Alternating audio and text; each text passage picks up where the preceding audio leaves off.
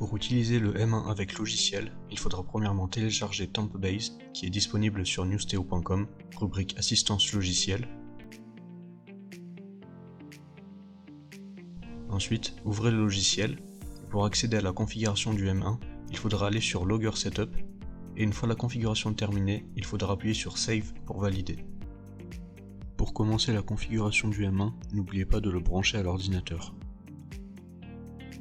Pour la mise en route, il y a 3 choix possibles. Start by Button, qui est la configuration classique où il faut appuyer 4 secondes sur le bouton de gauche. Il est possible d'ajouter un délai entre l'appui sur le bouton et le lancement de l'enregistrement. Ensuite, il y a Right Now, où l'enregistreur va se mettre en route directement après avoir été débranché de l'ordinateur. Troisièmement, il y a le départ différé, noté Timing, qui va permettre de programmer une heure de départ pour l'enregistreur.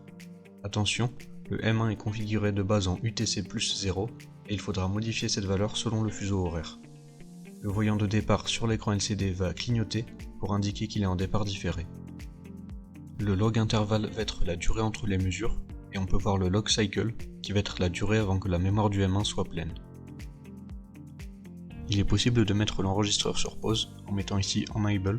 Cela permet de mettre en pause l'enregistrement en appuyant 2 fois sur le bouton de gauche et de relancer l'enregistrement de la même manière.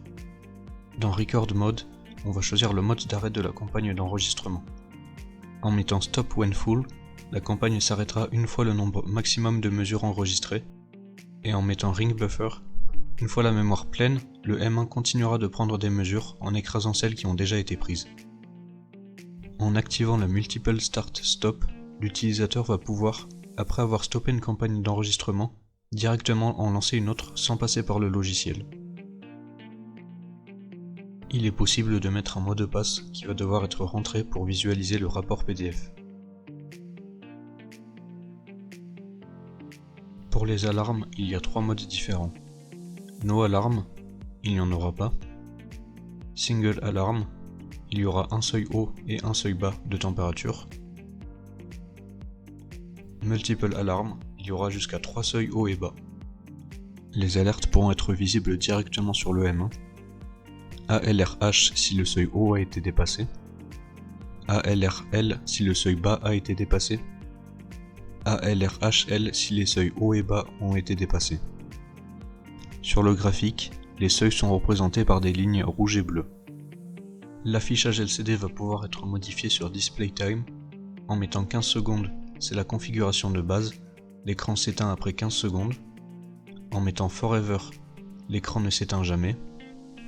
En mettant Off, l'écran est complètement désactivé.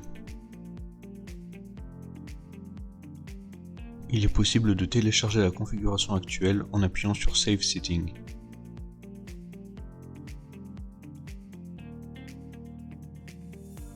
De cette manière, elle pourra être chargée plus tard en appuyant sur Load Setting.